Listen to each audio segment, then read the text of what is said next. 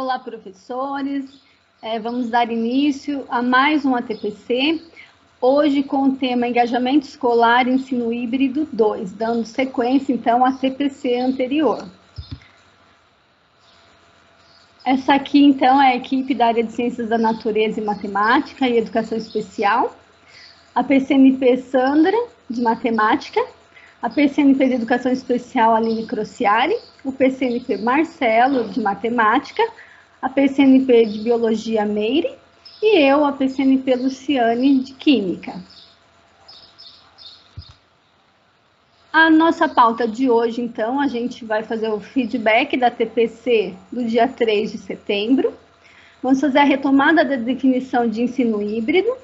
Vamos falar sobre os métodos de ensino híbrido, então, rotação por estações, rotação individual, laboratório rotacional e sala de aula invertida.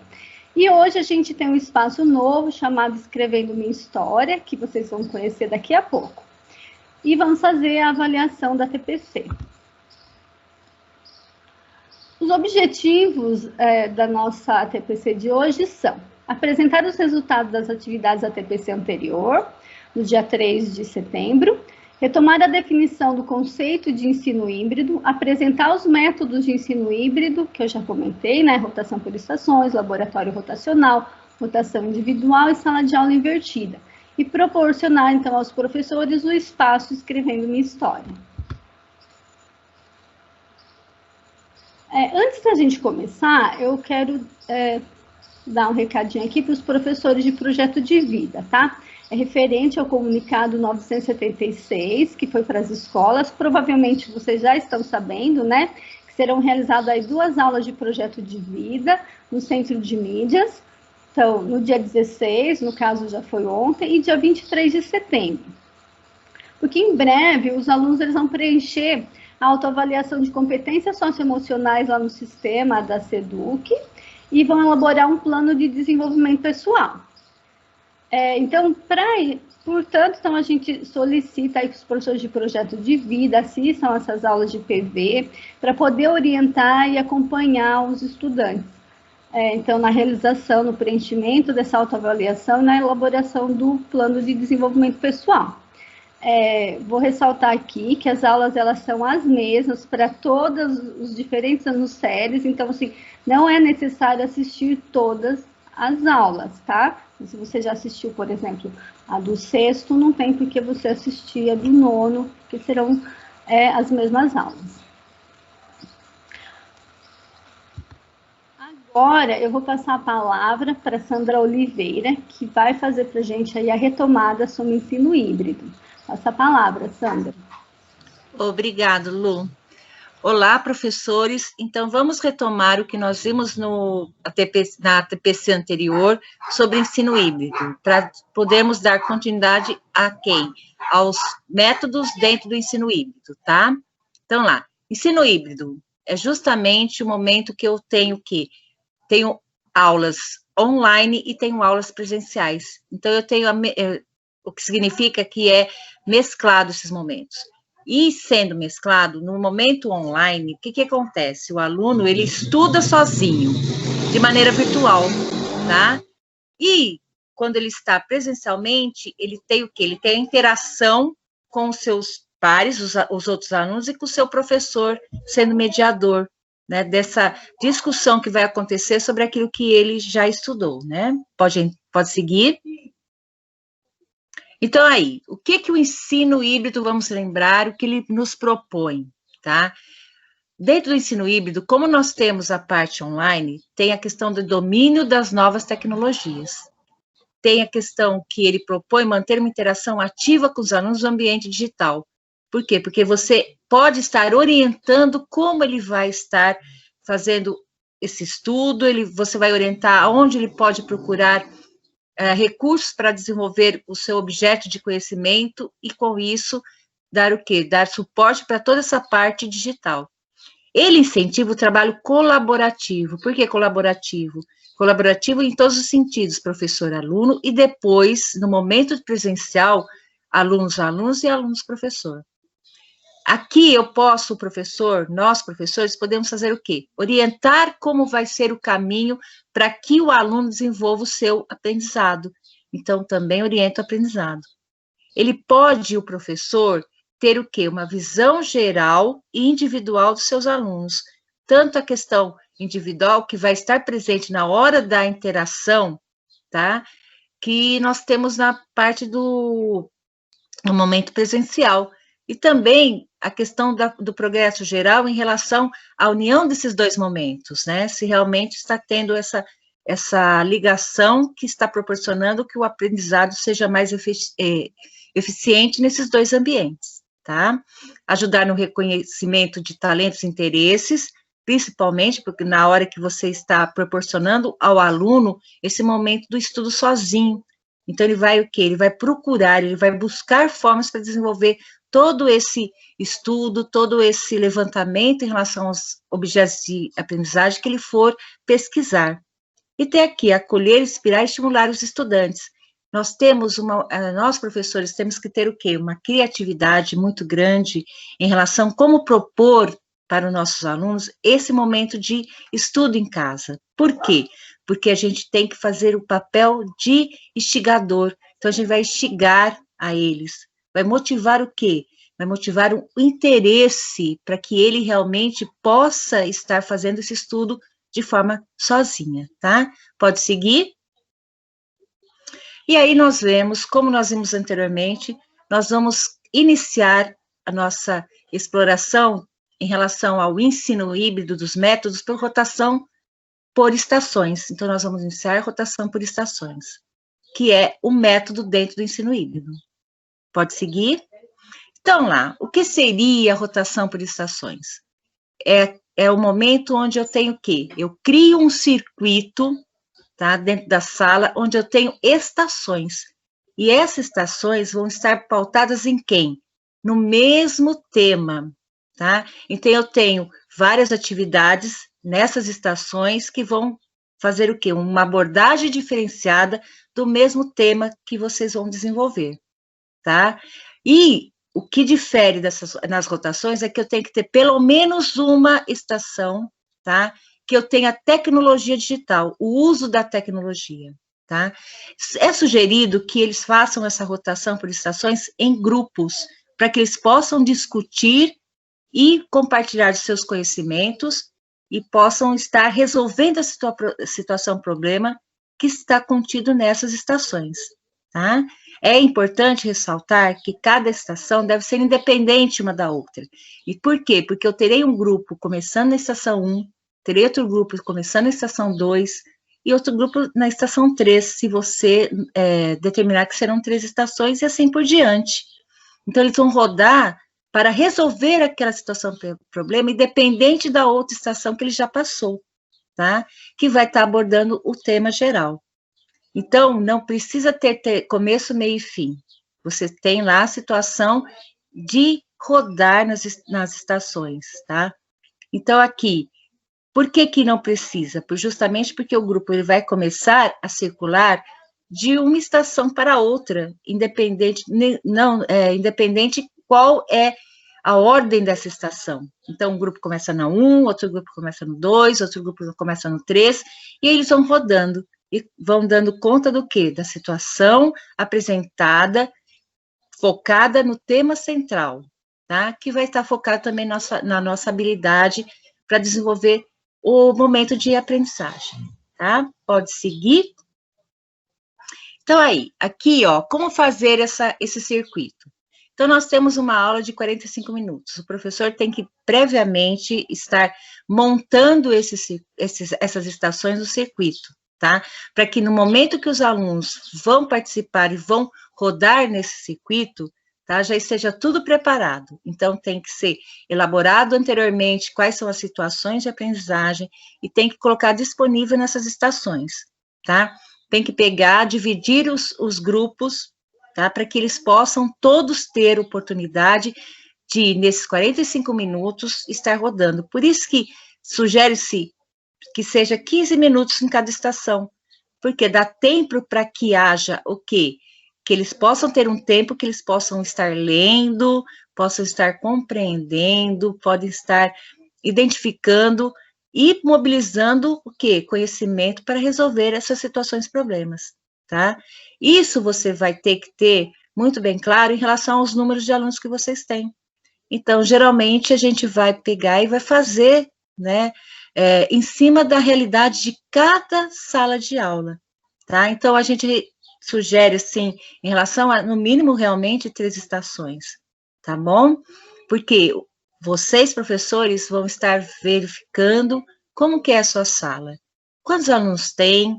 Esses grupos têm que ser grupos produtivos, tá? Então, eles têm que ter, assim, níveis de conhecimento próximos nos grupos, para que possa alavancar, assim, os conhecimentos e eles, em conjunto, possam resolver a situação, tá?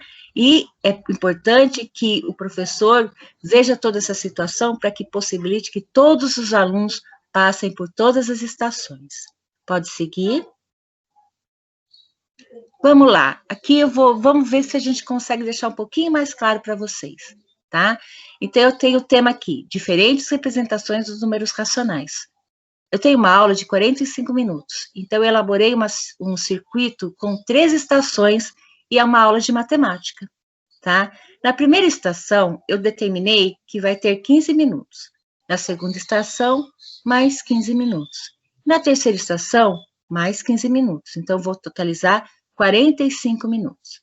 Aí eu vou disponibilizar diferentes atividades que eles têm condições, tá, de resolver, independente da estação que eles vão iniciar. Então, aqui, de forma assim, vamos começar assim, vou começar pela segunda estação para vocês, tá?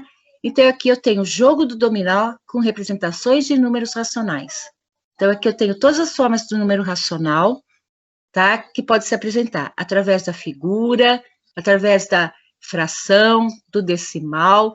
Então, eles vão jogar, né? Então, eles vão, por exemplo, eu tenho lá 1/3, tá? E eu vou procurar, por exemplo, a figura que me representa 1/3. E se corresponder, eu coloco ali. É como se fosse um jogo realmente dominó, onde eu tenho ali peças que são, distribuídas peças, 7 peças para cada aluno, aonde ele vai, na sua ordem, colocar ali. Se não tiver, tem as que sobraram, ele vai comprar. É o mesmo, assim, o mesmo princípio de um jogo dominó. Só que aqui eu tenho quem? Eu tenho conhecimento das representações dos números racionais. Terminada a segunda estação, eu tenho a terceira estação. Essa é a estação onde eu privilegiei o quê? O uso da tecnologia. Então, eu estou colocando aqui uma atividade, tá, do Khan Academy, que proporciona que eu faça operações com quê? Com representações de números racionais.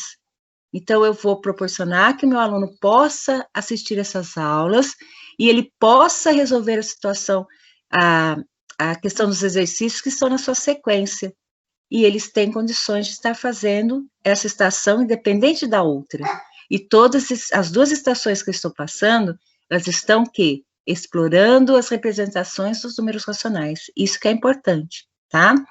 Terminado, eu fiz lá, eu assisti a aula, eu fiz os exercícios, eu ganhei meus prêmios que tem lá na Khan Academy, como nós já vimos em relação ao nosso, dos nossos ATPCs anteriores, eu passo para outra estação, na qual eu tenho o quê? Eu tenho uma situação de aprendizagem apresentada. Então, que elas vão fazer o quê? Vão explorar realmente também as representações dos números racionais, como frações, decimais, figuras, porcentagem, etc. E a situação de aprendizagem é a seguinte: qual a representação em número fracionário e decimal para representar as figuras?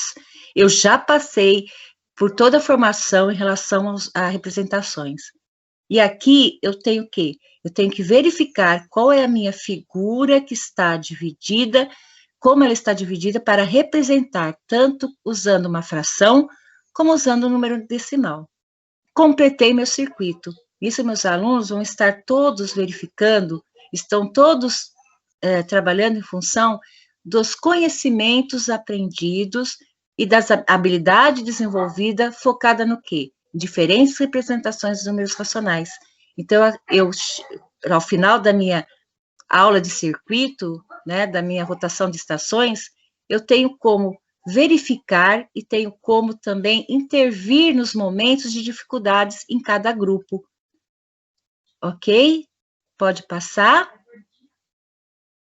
E aí, agora, nós vamos para a rotação individual, que é outra forma, é outro método, né? E vocês, professores, terão condições de estar verificando qual que é a diferença da rotação por estações e agora essa nossa nova proposta de rotação individual. Para isso, eu chamo o nosso colega Marcelo. Marcelo, vamos lá.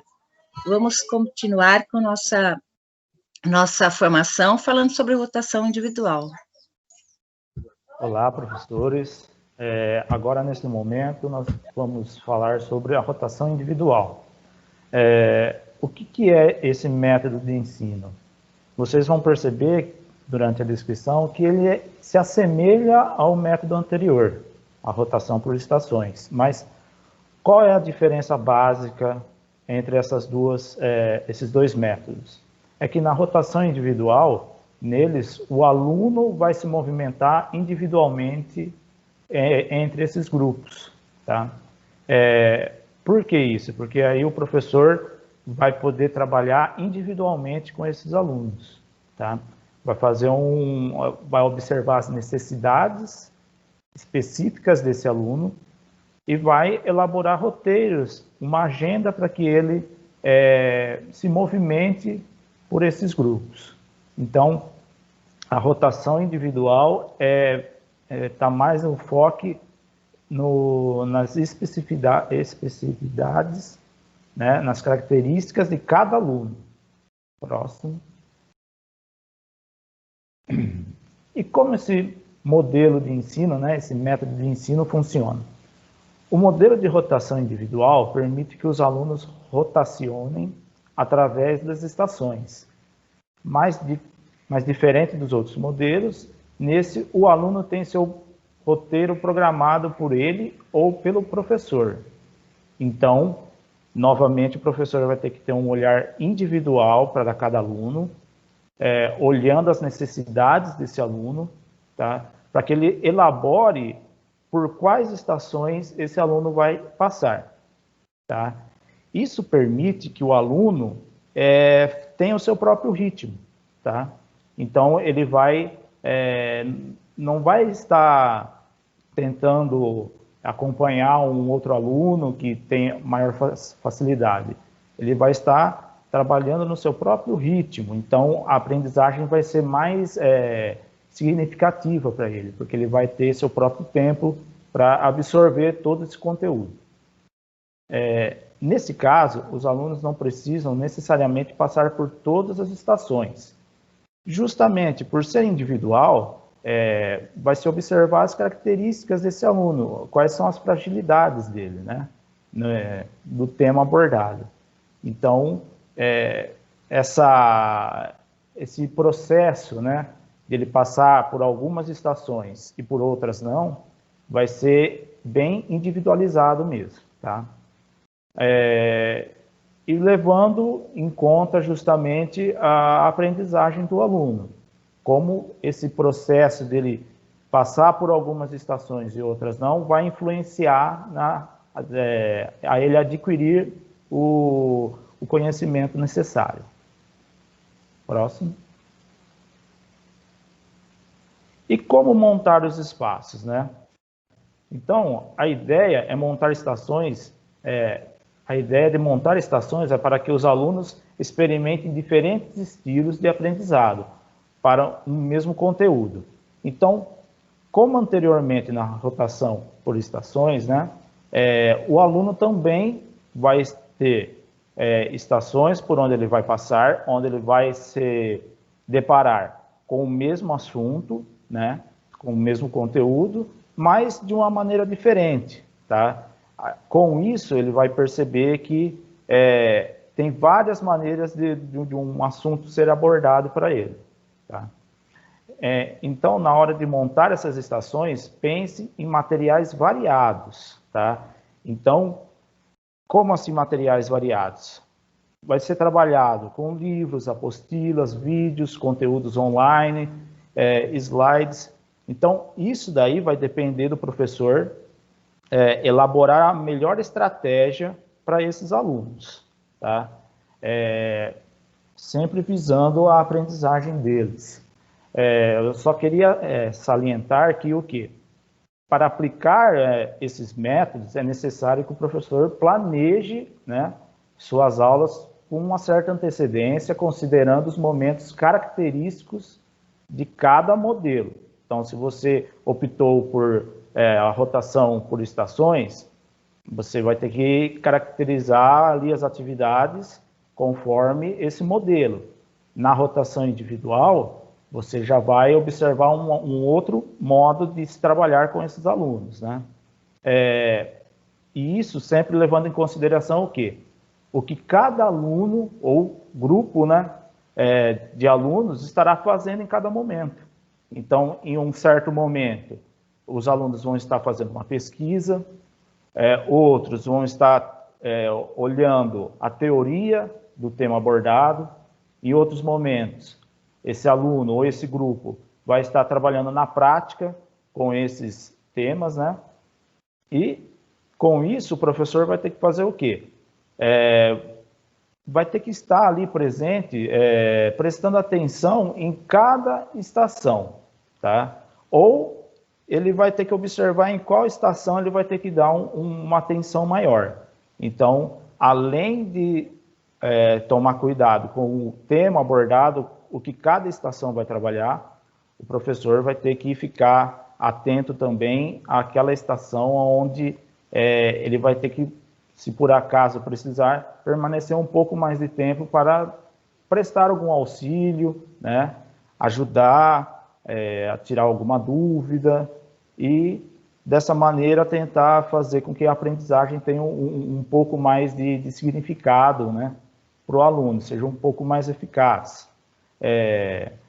Então, esses métodos que a gente estamos demonstrando aqui são maneiras de trabalhar com o aluno de maneira mais eficaz. Próximo. Então, agora, a gente vai apresentar também um outro modelo, né, de método de ensino, que será abordado pela professora Luciane, né, a PCNT Luciane, que vai ser o laboratório rotacional, tá? Que ele é um outro método de se abordar os temas com os nossos alunos. Então, agora é com você, Luciane.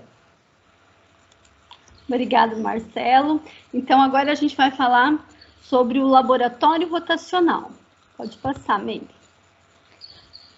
O laboratório rotacional, então, é um modelo de rotação em que, dentro de um dado curso ou assunto, por exemplo, matemática ou qualquer uma das disciplinas da nossa área, os alunos eles alternam em um horário fixo ou a critério do professor entre os locais dentro da escola.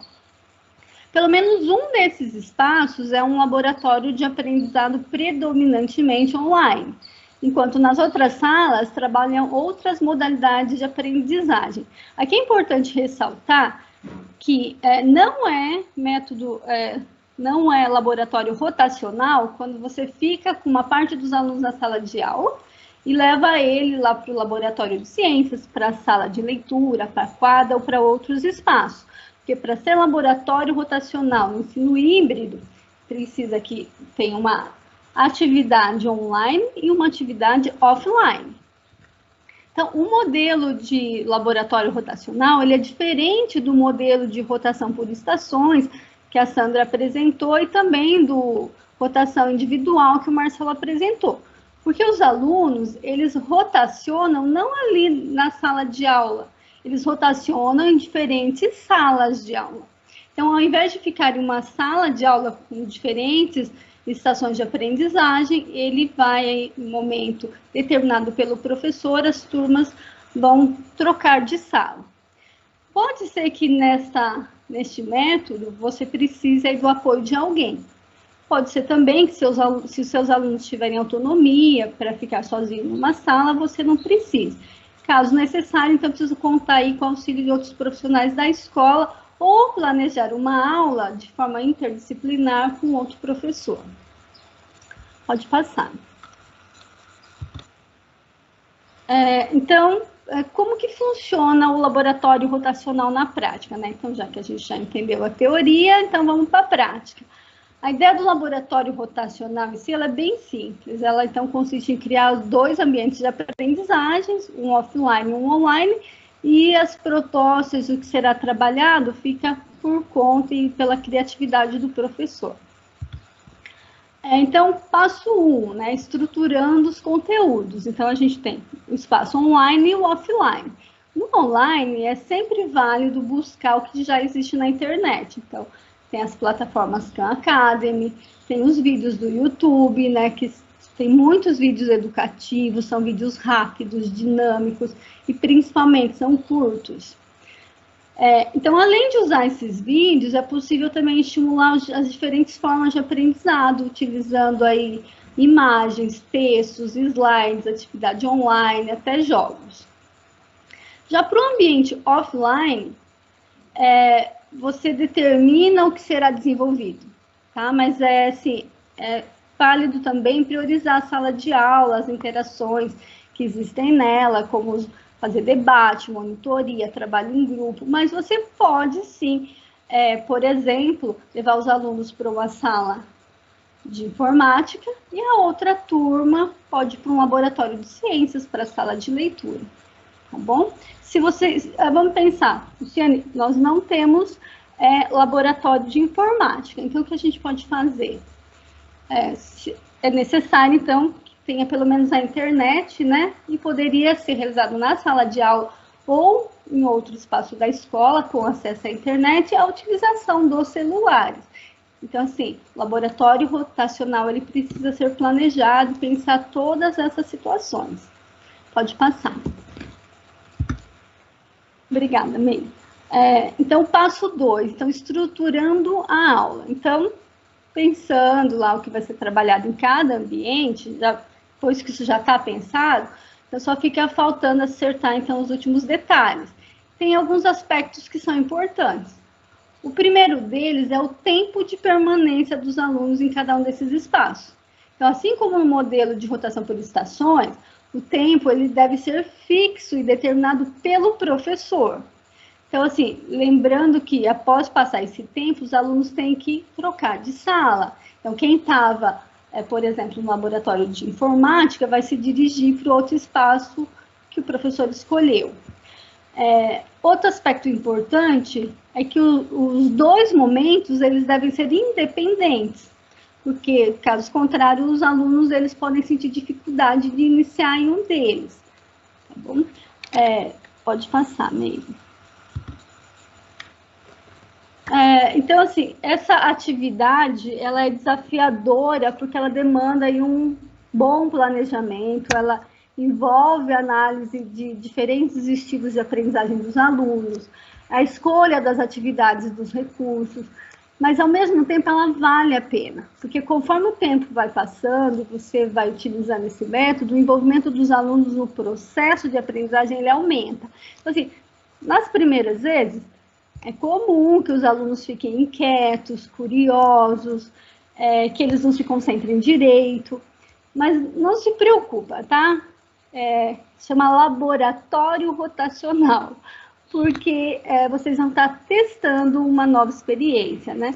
Então, assim, encare isso como um processo de um experimento mesmo, vai ter acerto, vai ter erro, esses erros vão ser melhorados. Então, é importante planejar, mas é muito importante avaliar depois que você realizou o que deu certo, o que não deu, o que pode ser melhorado, quem poderia ter me ajudado aqui. Essa análise que você faz após a utilização do método é tão importante quanto o planejamento. Então, com o passar do tempo, é normal, você vai acertar mais, vai aumentando o engajamento dos alunos e, consequentemente, o aprendizado deles. Então, tentem, tá? Pode dar errado, é normal, mas tentem porque vale a pena. Agora, então, eu vou passar a palavra para a Meire, que a Meire vai ensinar para a gente, vai falar para a gente sobre a sala de aula invertida. Ok, Lu, obrigada. Olá, professores, é um prazer estar aqui com vocês novamente. E você pode estar se perguntando, mas falar de sala de aula invertida de novo? Você se lembra que nós já falamos sobre sala de aula invertida quando nós tratamos a TPC sobre metodologias ativas. Eu acredito que você vai se lembrar.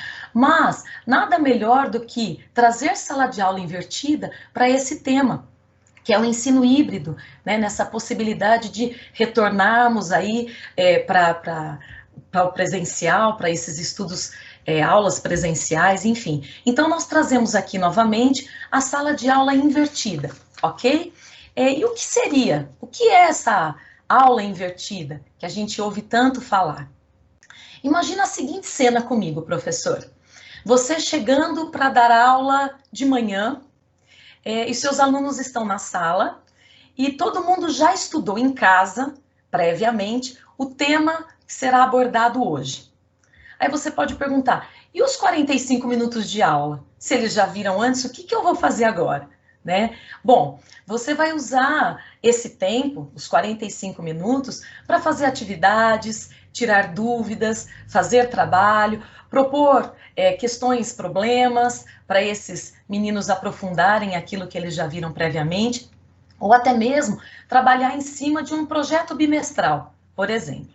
É meio estranho essa ideia, a gente sabe, porque é tudo muito novo, e aí você pode até se perguntar, qual a chance disso funcionar na minha escola, na minha aula? E eu quero te contar uma coisa. Isso sim, funciona. Alguns professores relataram para nós, naquela TPC anterior, que já fizeram uso, né?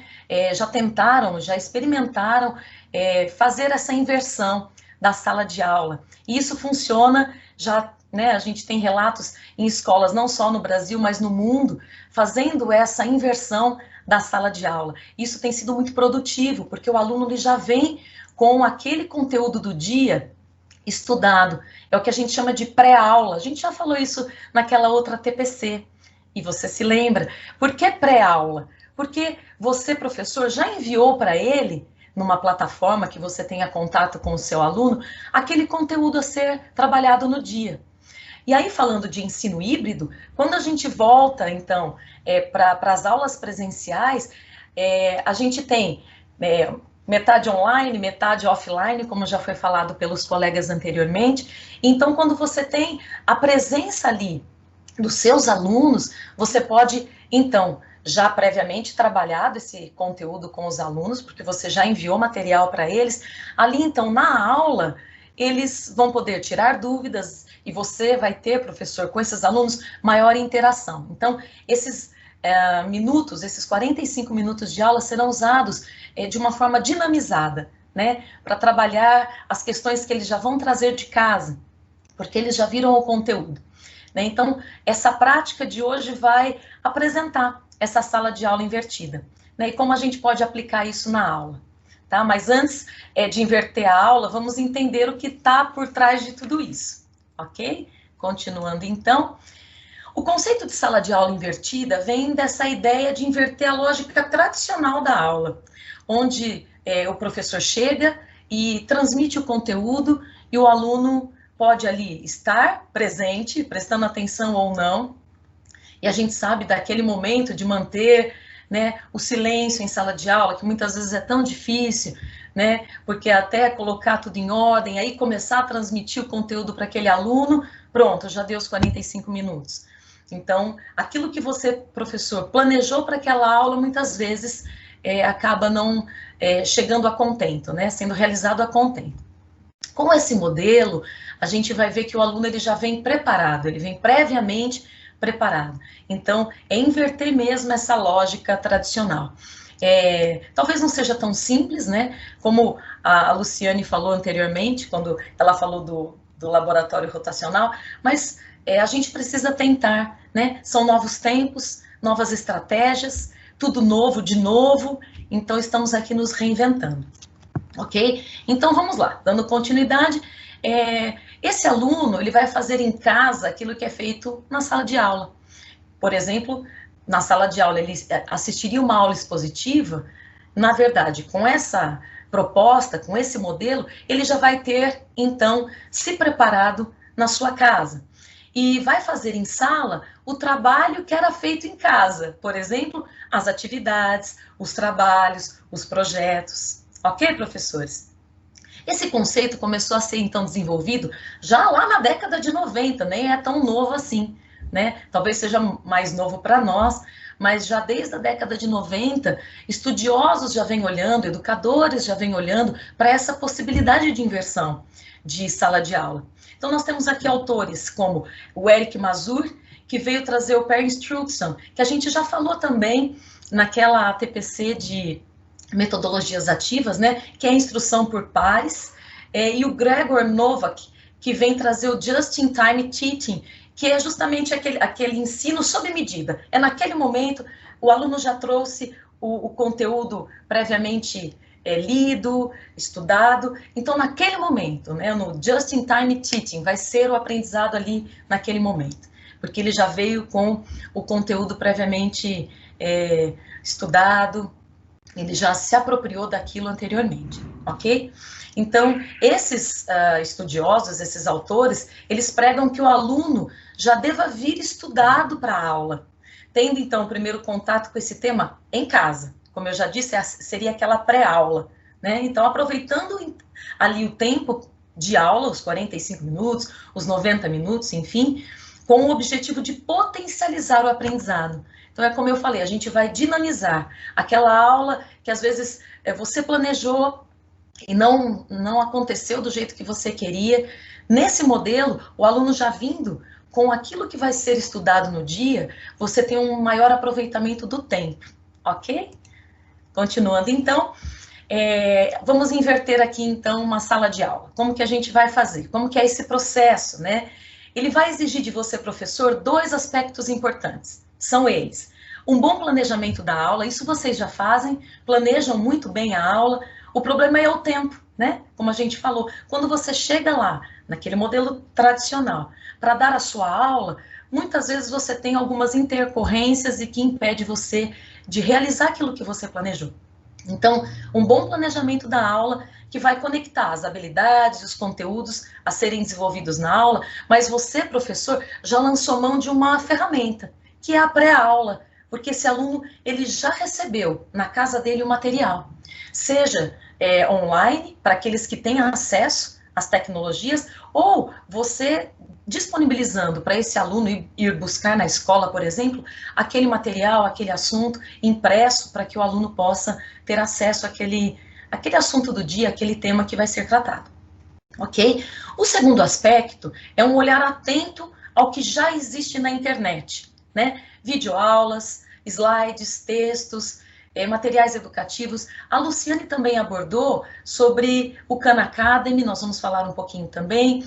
YouTube, como a Luciane disse, existem vídeos muito bons, vídeos curtos, que você pode enviar para o seu aluno para ele tomar pé e conhecimento, né, daquele assunto que você vai tratar. Ok? Vamos ao primeiro passo, que é estruturar o que vai ser trabalhado, né, aquele momento do planejamento. Então, o primeiro passo é estruturar os conteúdos, pensando nas habilidades que vão ser trabalhadas na aula. O ideal é organizar, então, esses conteúdos no ambiente online, como nós falamos aqui, pensar e lançar mão mesmo dessas tecnologias que a gente já tem à disposição, seja no YouTube ou outras plataformas de ensino, tá? Então, aí os alunos podem acessar no tempo deles, quando eles quiserem e quantas vezes quiserem. E aqui eu paro um pouquinho, professor, para falar com você sobre isso. A importância de nós termos esse mecanismo, né, de você enviar para o teu aluno uma aula gravada, para que ele possa, como nós falamos aqui, no tempo dele, né? Aqueles que são mais acelerados vão assistir, já vão se apropriar daquele tema, daquele assunto. Aqueles que são um pouquinho mais lentos vão poder ver, parar, voltar, assistir novamente. Então, é no tempo daquele aluno. E por que eu falo que agora eu paro um pouquinho? Porque as nossas ATPCs, elas têm sido oferecidas nesse formato, né? Então, você, professor, pode lançar mão de assistir as nossas ATPCs, quantas vezes você precisar assistir, voltar naquele ponto, né? Diferente de um ATPC que é ao vivo e você não pode voltar. Nossa, mas o que elas falaram mesmo sobre sala de aula invertida? O que foi falado sobre laboratório rotacional, né? O aprendizado por rotações? Se é num momento ao vivo, a gente não tem como voltar. Mas o legal, o bacana dessa forma, desse método, é que não só o aluno, quando você enviará um vídeo, mas vocês também, professores, com as nossas ATPCs, você pode retomar quantas vezes você achar necessário, ok? Continuando, então, para o próximo passo, é a curadoria do conteúdo. Então, esse segundo passo é fazer essa curadoria dos conteúdos que já existe na internet. Então, é você fazer uma peneira, um balanço, olhar para aquilo que está sendo oferecido na internet, e tem muita coisa, como a gente sabe. Então, você, professor, vai ser esse curador. O que é interessante eu trago, o que não é a gente descarta. E, então, disponibilizar para o seu aluno, como já foi dito, e eu repito, as plataformas, o Khan Academy, por exemplo. A Sandra Oliveira falou, no momento que ela estava apresentando, o método dela por rotações, as estações por rotações, e ela falou do Khan Academy, de fazer o joguinho de dominó usando essas plataformas, né? E a gente tem também o YouTube, como também já falamos, que são aí que é um celeiro de bons vídeos que a gente pode procurar, selecionar para poder enviar nessa pré-aula para os nossos alunos. Continuando, nós temos o terceiro passo, que é preparar a aula, né? Então, depois de planejar, de estruturar o que os alunos vão aprender online, então aí sim é hora da gente planejar o que vai ser feito, aquilo que vai ser tratado no tempo da aula, naqueles 45 minutos ou 90 minutos, se for uma aula dupla, enfim. Então, para isso, é necessário que se tenha um bom roteiro de atividades, até para que você, professor, consiga fazer esse tempo de aula ser efetivo, produtivo, né? Então, ter um bom roteiro, ou projetos, ou trabalhos, enfim, que vão conectar o seu aluno com aquilo que ele viu na pré-aula, na plataforma. Isso é fundamental, isso é importante e necessário, ok? Então, por fim, é sempre importante lembrar que, para dar certo, os alunos precisam acreditar que essa nova proposta vai ser boa para eles.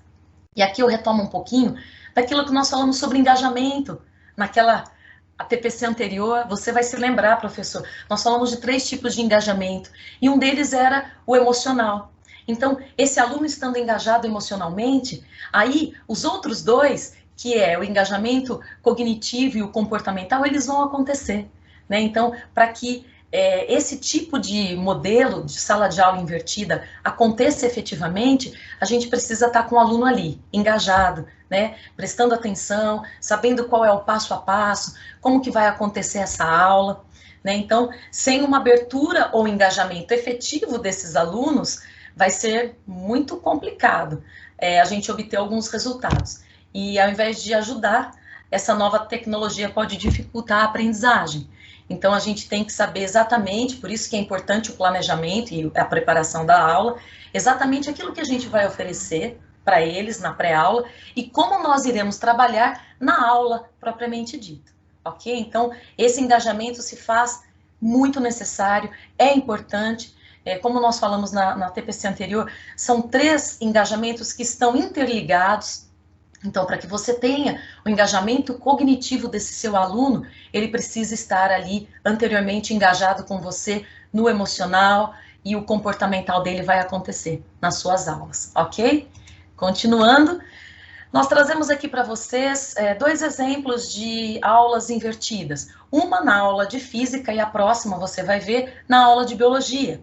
Então, se eu tenho uma aula de física aqui sobre movimento uniforme, velocidade escalar média, ou até sobre lançamento horizontal ou oblíquo, é possível levar os seus alunos a campo, ou num laboratório de ciências, ou mesmo na quadra de esportes lá da escola, para estudar os fenômenos que você vai tratar em aula. Lembrando que esse aluno ele já vem previamente preparado.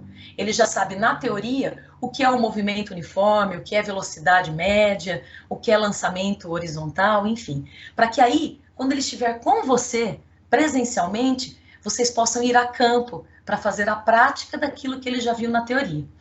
Para isso, então, é preciso organizar na plataforma, como eu já disse, nas pré-aulas que nós falamos, vídeos, textos, slides, para que os seus alunos possam estudar em casa o tema que vai ser abordado em aula, tá bom?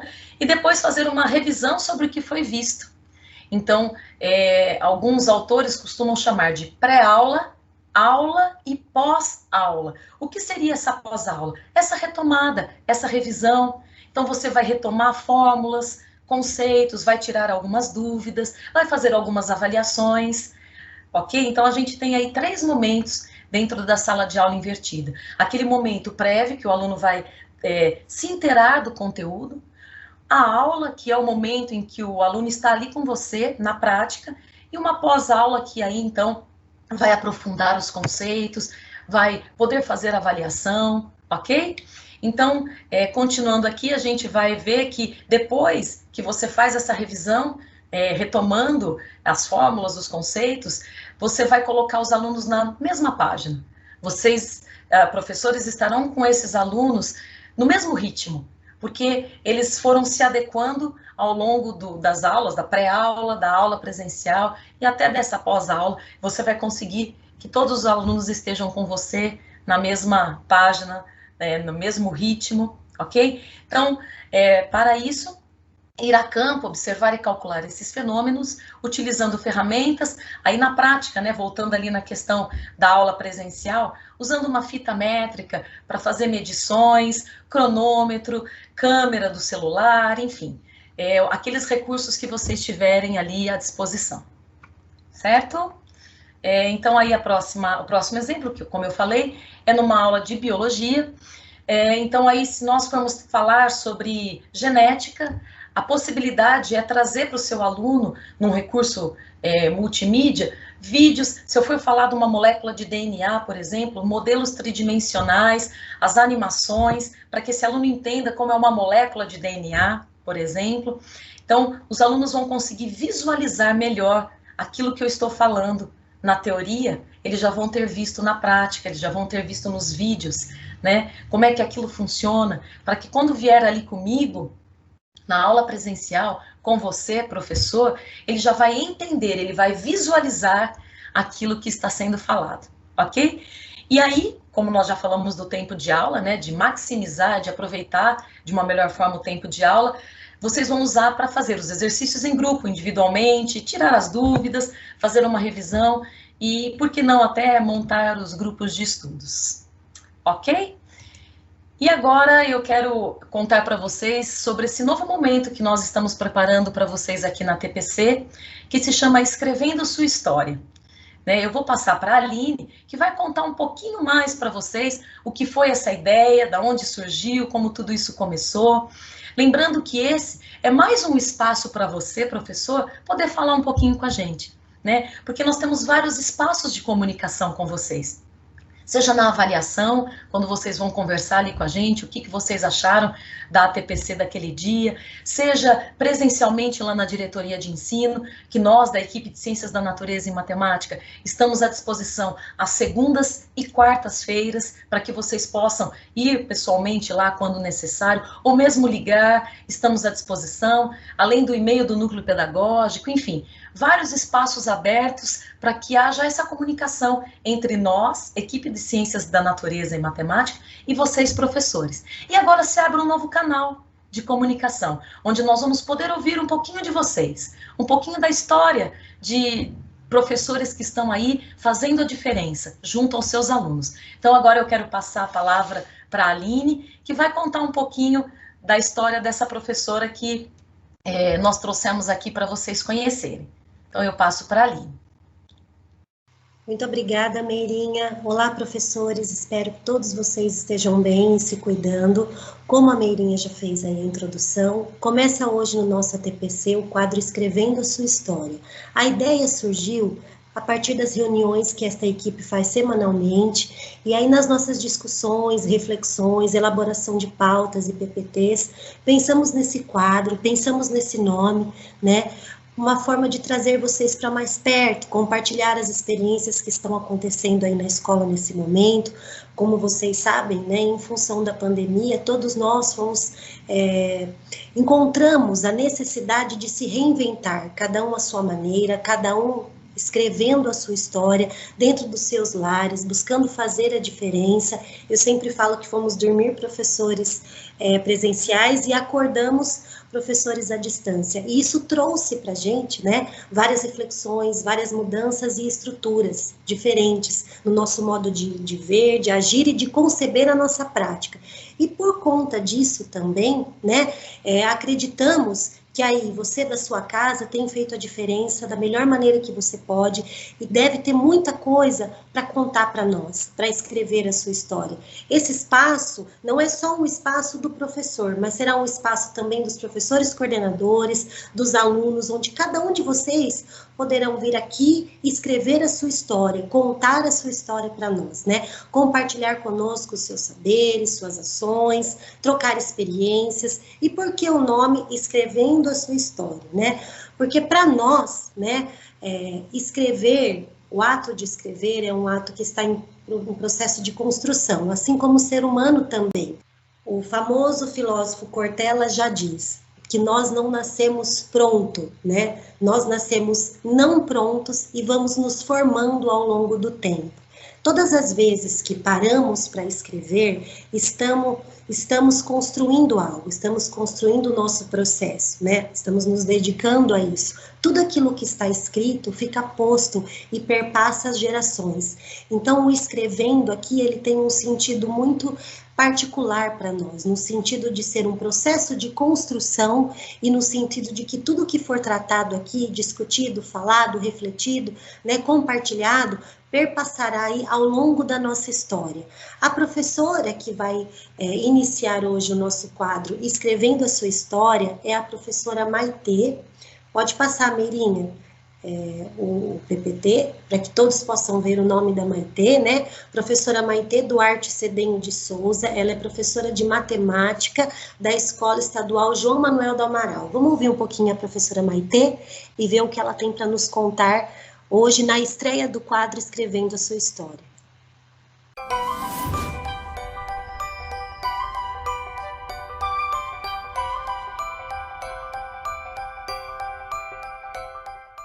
Olá, tudo bem? Hoje eu vim contar um pouquinho de como têm sido minhas aulas com os alunos do 6º ano da Escola João Manuel do Amaral.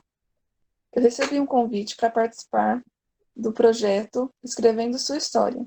Fiquei muito feliz em poder participar e estrear esse projeto. Tá?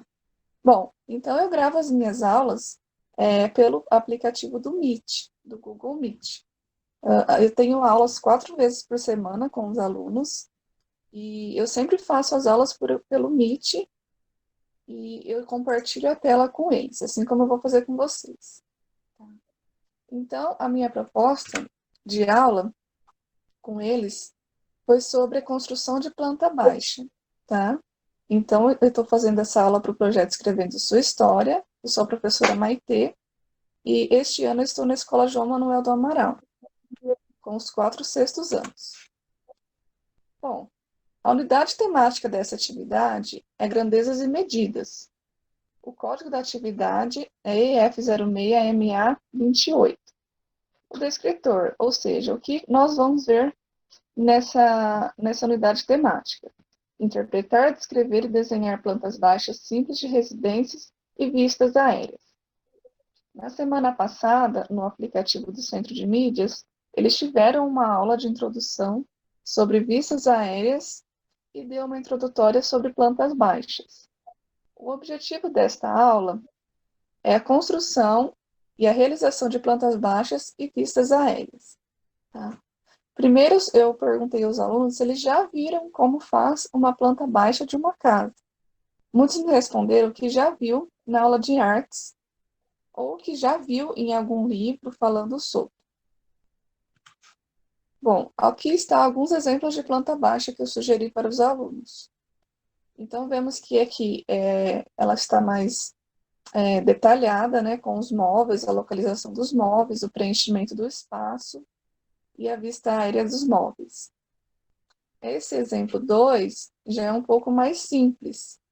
É feito numa malha quadriculada, com a localização dos espaços, porém não tem os móveis para o preenchimento de cada espaço. mas tem a descrição e a localização de cada ambiente. Tá?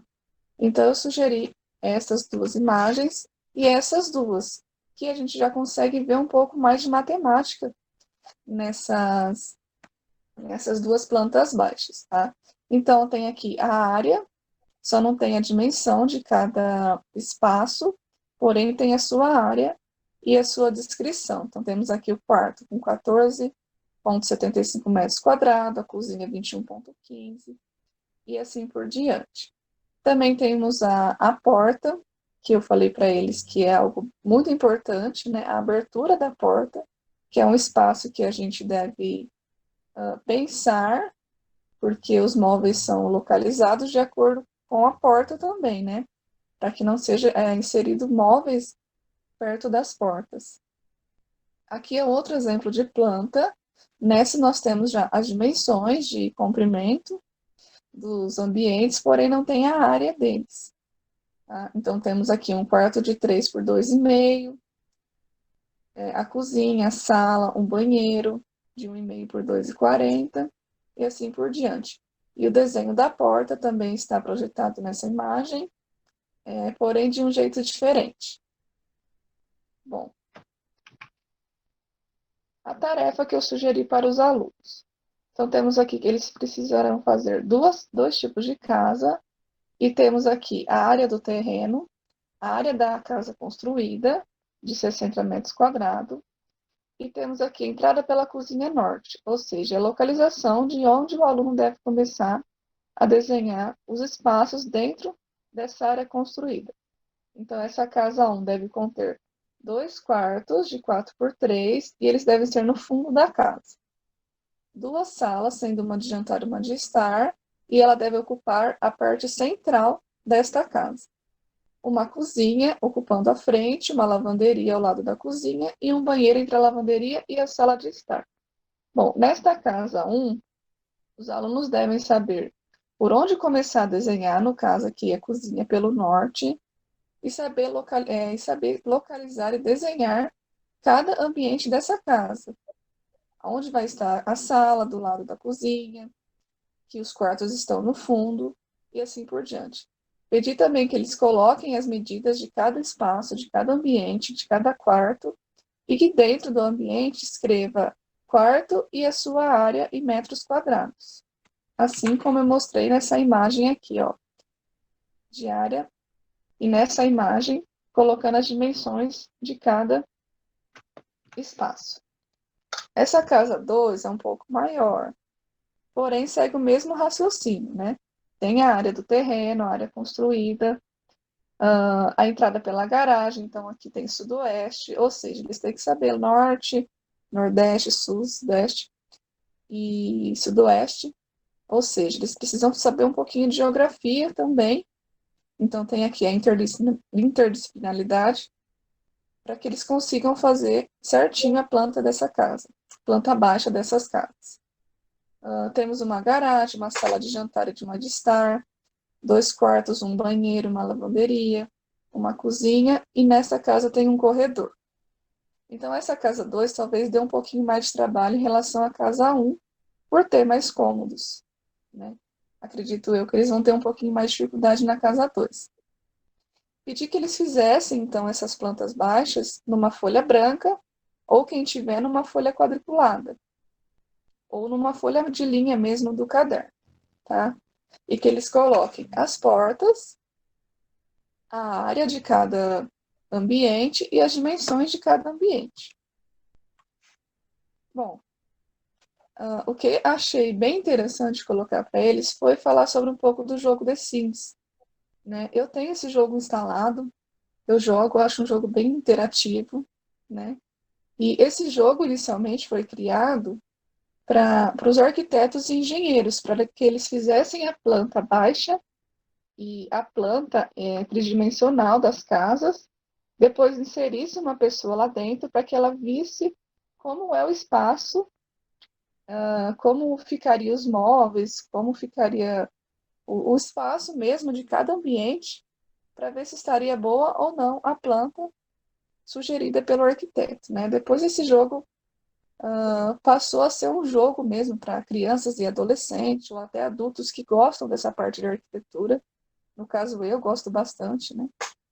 E é um jogo bem interativo que eu vou mostrar para vocês, tá? Então, ele faz relacionar a matemática com a prática.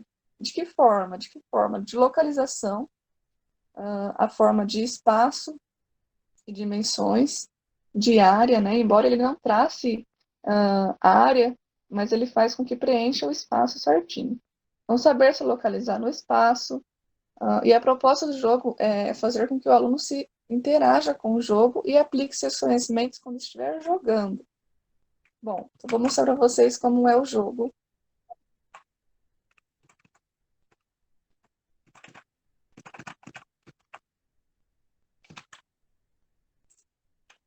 Já deixei aberto aqui. Bom, esse aqui é o jogo que eu criei. Então, aqui temos a casa, temos o terreno, o que está em verde, área construída, no caso, a casa. Conseguimos ver ela de um jeito fechado, de um jeito com telhado. Ou a planta baixa dessa casa. Seria, no caso, assim, né? Bom, então aqui é possível, quando a gente vem em ferramentas, em construção, é possível mover todos os móveis que eu quiser, colocá-los onde eu quiser. Comprar outros tipos de móveis, aí eu consigo mobiliar a casa do jeito que eu quiser, pintar a casa do jeito que eu quiser, né? Mas o interessante é a construção de paredes, a construção de espaço dessa planta baixa, e esse é o intuito do aluno, né, em relação à matemática. Quem não tiver esse jogo instalado, ele é um pouquinho difícil de instalar, porque é um jogo pago. Tem vários vídeos para que os professores mostrem aos alunos, né? Tem vários vídeos no YouTube disponíveis do jogo The Sims. Tá? Então, temos aqui, por exemplo, se eu quiser construir uma parede. Primeiro ele faz o alicerce. Depois ele vai deixar fazer a parede.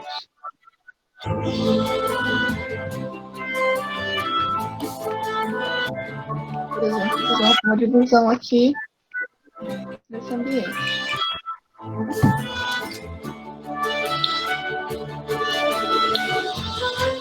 Essa é a parede que eu criei, ó. Bom, então era isso que eu queria mostrar mais do jogo. Vamos ver a planta baixa dele. É um jogo bem real, bem realista, em que os personagens trabalham e fazem diversas coisas. É bem interessante esse jogo. E essa foi a proposta que eu fiz para os alunos, relacionando a matemática e o conteúdo previsto no currículo deles, tá? Espero que eu tenha ajudado vocês. Interessante também esse jogo e essa atividade para a disciplina de eletiva que muitas escolas escolheram fazer arquitetura, né? Alguns alunos meus lá na escola têm essa eletiva, e seria algo bem interessante também mostrar para os alunos, porque aqui a gente trabalha com decoração, com vários tipos de coisa, né? Então, seria interessante também mostrar esse jogo nessa disciplina, né? É só uma ideia. E espero ter contribuído aí com vocês, e muito obrigada pelo convite. Qualquer dúvida estou disponível, e muito obrigada.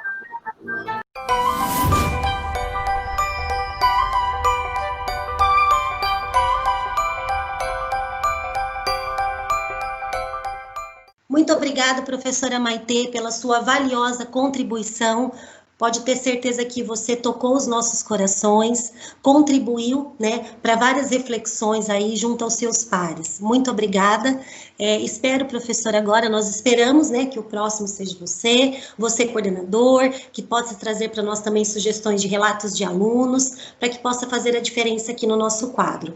Sandra, agora é com você, para você finalizar aí o nosso ATPC falando das avaliações. Pessoal, um grande abraço e até breve. Obrigada, Aline. Então, vamos retornar aqui, depois de termos apreciado esse momento tão singelo, né, que deixa transparente e nos toca em relação, como a Aline falou, né, a questão de mostrar realmente como como vocês, professores, nós, professores, estamos lidando com essa situação, né, de ensino remoto e de maneira, assim, de maneira esplendorosa, tá? Então, voltando aqui, vamos lá. Nós vamos iniciar agora a nossa viagem para poder perceber em relação às atividades que nós sugerimos para vocês em relação à TPC da semana passada. E essa atividade foi em função do engajamento, já que nós falamos do engajamento comportamental, emocional e cognitivo, nós pegamos e centramos a pergunta no seguinte parecer, né?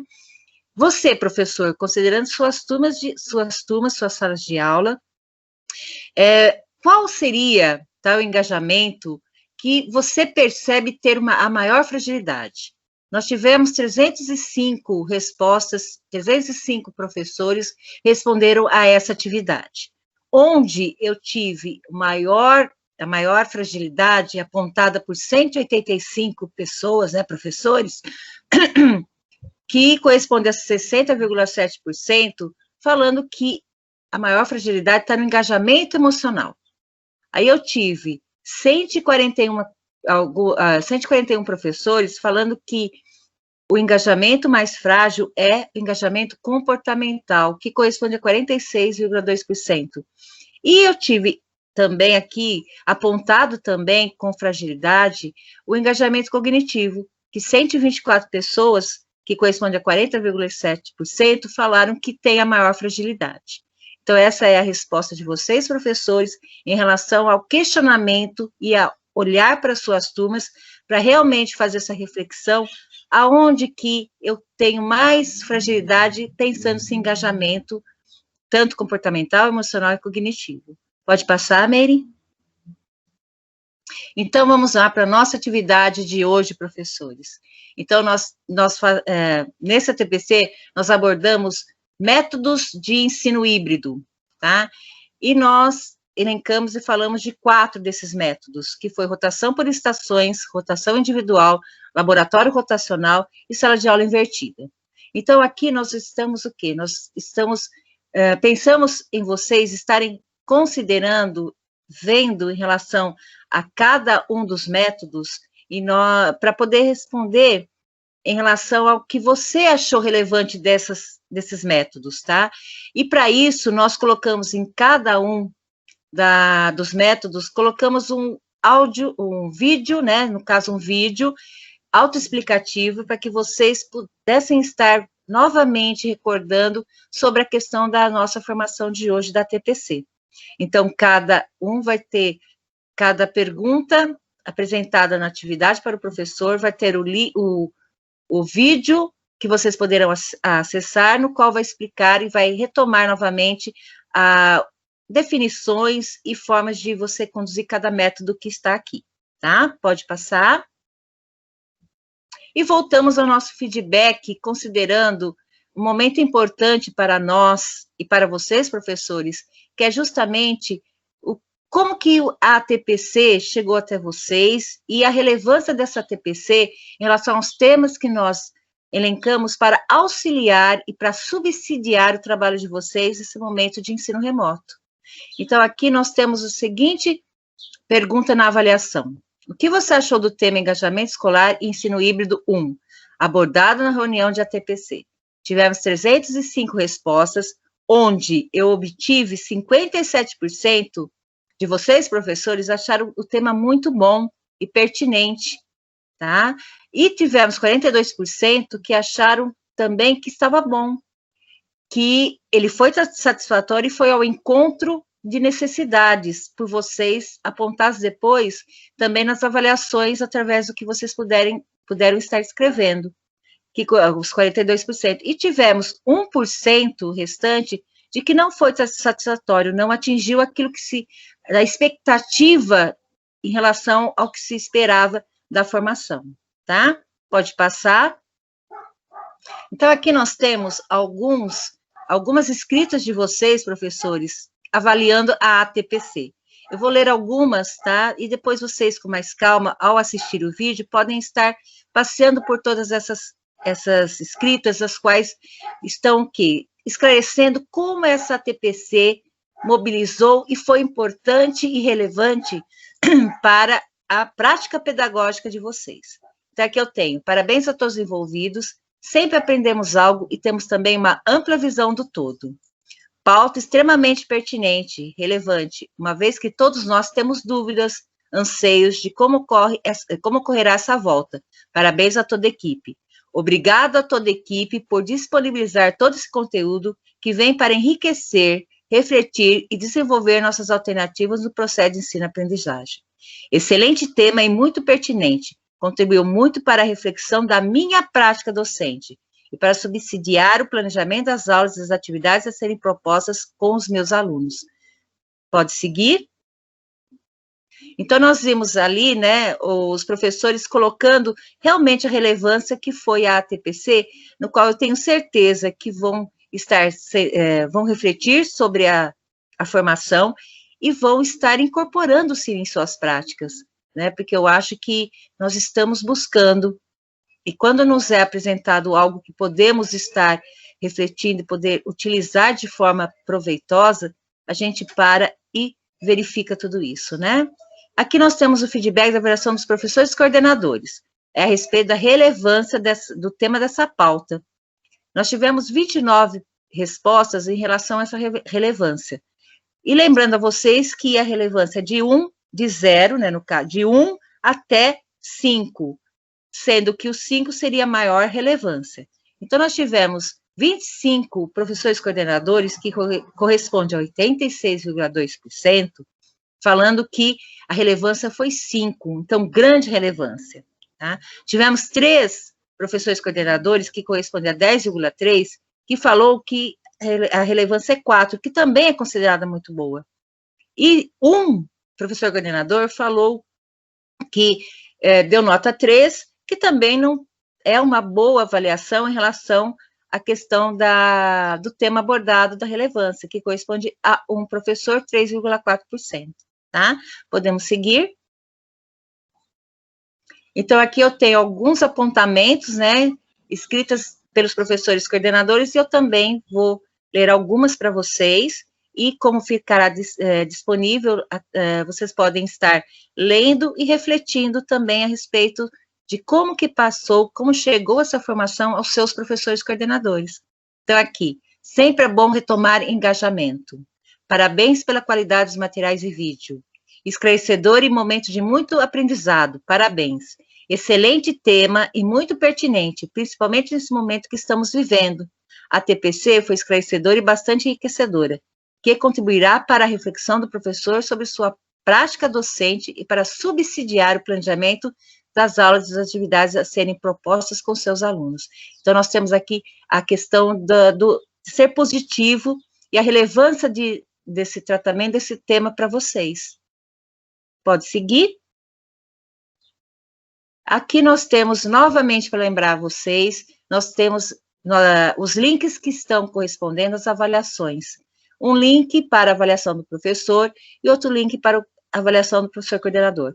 O link da avaliação do professor, os dois links apresentam-se na pauta, mas mesmo assim o professor coordenador encaminhará para vocês, para que vocês possam estar respondendo, tá?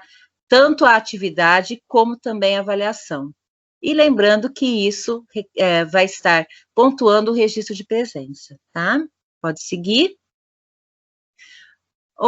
Professores, chegamos ao nosso final da nossa formação de hoje, tá?